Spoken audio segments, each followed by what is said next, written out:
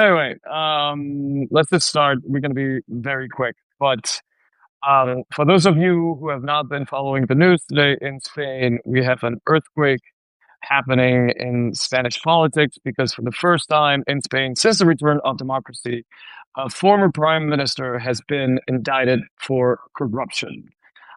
This is a huge story. José Luis Rodríguez Zapatero, he was prime minister, aka president of Spain from 2008 to 2004 to 2011, and he's from the Socialist Party. He's one of the strongest defenders of current prime minister Pedro Sanchez. And as it turns out, he has now been named as an investigated person or investigado in a corruption probe that is being handled by Spain's Audiencia Nacional, which is kind of like the national court. So, Ian, for those of you, for those at home who are listening to us who have no idea what's going on and why this is so big, in a nutshell, can you tell us what just happened? Well, basically, I mean, what they did today was take the investigation out of sort of judicial secrecy and reveal that Zapatero was being investigated for supposedly taking what they claim at this point is or receiving up to slightly less than 2 million euros in fees related to um the rescue of airline called Plus Ultra during the COVID epidemic. That 2 million. That's no small change. no, and is not, when you consider that the whole rescue was 53 million, is not a bad commission. If true, we should say it allegedly many times here. And just for those who don't know, the Spanish courts operate in a different way, say, than American courts. There's an investigating judge, which is sort of like a grand jury, which they're going through now, and they will present their findings to a judge who will accept them and begin a court case against Zapatero or reject them and say there's no evidence. All we have this time is that right at this point is that it's been revealed to the public, and which has caused this big earthquake. Because as you said, there's no a prime minister, a former prime minister has never been indicted before or Right. investigated. No, this is bad. I mean, it's not a great look. Let's just say that it's not a great look for Zapatero. And at this stage, investigators are looking into possible membership in a criminal organization, influence peddling or tráfico de influencias, and forgery of documents or document falsification. I don't know what the exact legal term is. To put it in sort of layman's terms, basically what they're suggesting, and correct me if I'm wrong, is that Zapatero received a good chunk of money to act as a lobbyist to lean on his friends in the government, which is run by the same party that he is in order to do this rescue plan.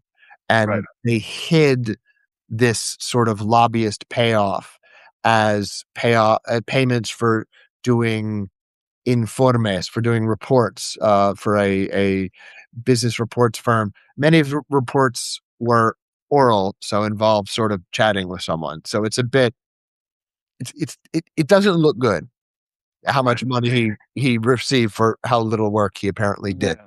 and how many And also flights to Venezuela during this period, which is where the airline is based.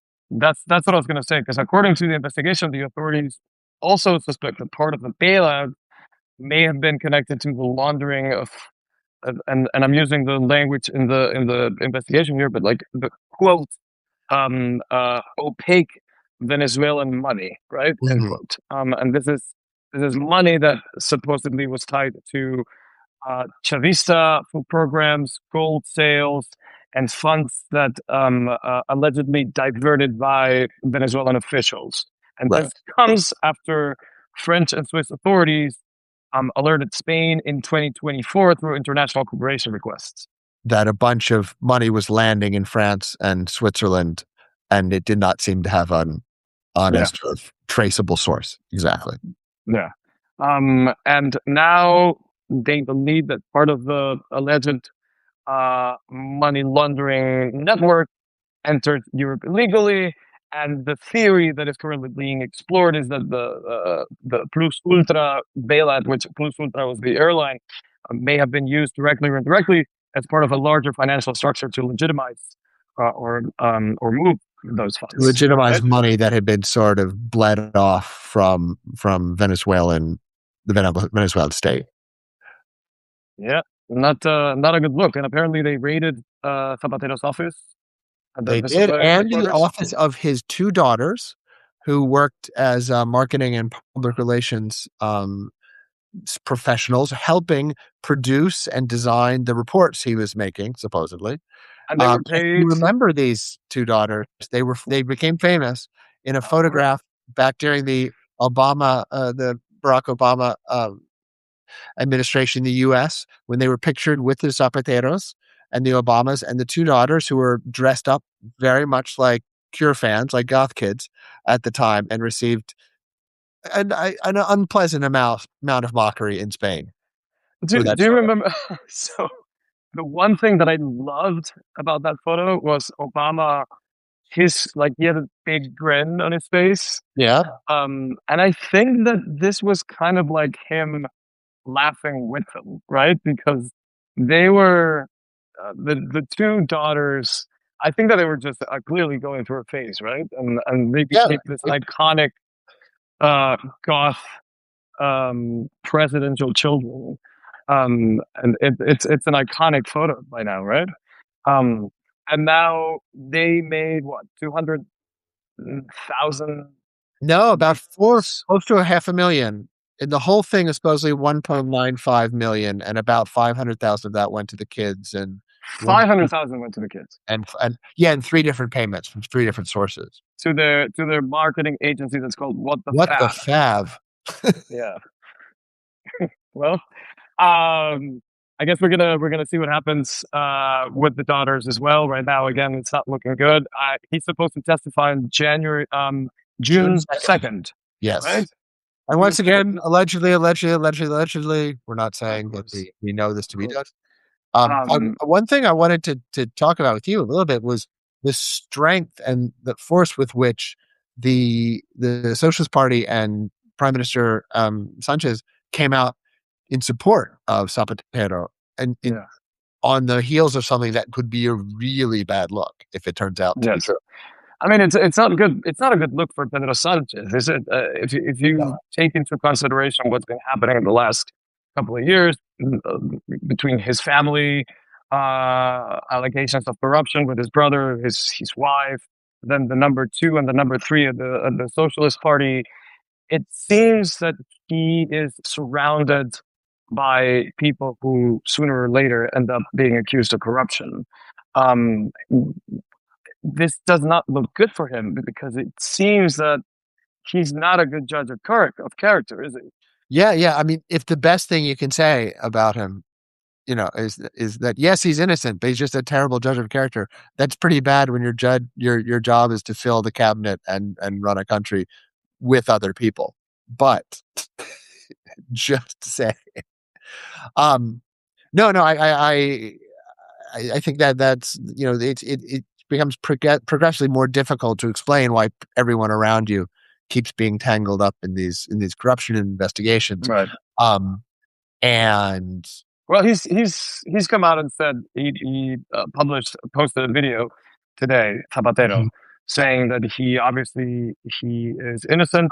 This. He denied all of the accusations. He said that he's going to testify in court. He's going Right. to willingly go to court and address all of these accusations. But he said over and over again that he has never uh, taken a cent out of this money. Right, right. I mean, he said he was simply paid to do reports. And, he has and it is true. He was the former prime minister. He's had an international, sort of trajectory, as they would say in Spanish. He's had the experience. He's a name. There's reason people would pay him um, to do these things. Although that it was just reports and not as a lobbyist. And it begins. Sounds progressively less plausible um, the more you sort of dive into it. But yes, I mean, there are ways you can defend this certainly. It's not bags of cash. These were structured as payments Right. from one business to another for works proffered and works done. And there's contracts, and I mean there is a paper trail, right? Yes. Um, The funniest thing I have to say, and I have great sympathy for Zapatero, is he did this as an autonomo. Um, and uh, and I am too. So I know how hard it is to be an we autonomo can relate, right? in Spain. It's very hard to be a freelancer here, and so I know It the is high very hard. taxes and paperwork burden that he suffers. I'll say it's also very hard to make 2 million euros as a freelancer I in a well, short period of I would say I could attest to that, but I've never done it. So yeah, time. Me I, neither. I I'm hoping to have that problem. Um, Exactly. So what happens next? And we should be finishing now. yeah, we We're should wrap going to it up. obviously we're going to be covering all of this in this week's newsletter. But what do you think happens next? Well, I mean, I think we'll have the June 2nd uh, testimony. It will not. There will be no bombshells because it's unlikely that he will answer that he will not answer questions, but he said he would. It's very, I find in these things, he usually only answers questions. The defendant usually only answers questions, or investigado only answers questions from his own lawyer, not from the opposing side. So they're sort of softball questions. And then it will go into a long process of further investigation before the case is presented. To a judge who will either accept it and then start a real sort of full blown case, or will sort of archive it. Yeah, and of course the bigger question is beyond Zapatero. How does this affect the PSOE, the Socialist Party, which is already like struggling in the polls, and the question is whether this is going to sink it more, or help it in any way. I don't Yeah, think I it's going to mean, help. it's not good, as you said, because Zapatero was uh, acting as sort of as a spokesman for Sanchez in a lot of elections, and helped a lot in elections in 2023 and in Andalusia recently, as the sort of prime front man for Sanchez. So having your biggest sort of one of your biggest assets um, wrapped up in a court case, and not just being questioned by the Senate, which is sort of run by the PP, but having to answer in court, is could disaffect more voters who would normally be on the left. We'll talk about this in this week's edition, but I think you could see a little bit of this in the Andalusian elections, which weren't that bad for the left wing at some level, but were bad for the Right? social. They were bad for the PSOE. They're ever sorry, but there were other But left the wing candidates leftists that did actually very got well. votes. Yeah, yeah, Yeah, yeah, they yeah. did better. They So took votes from the PP.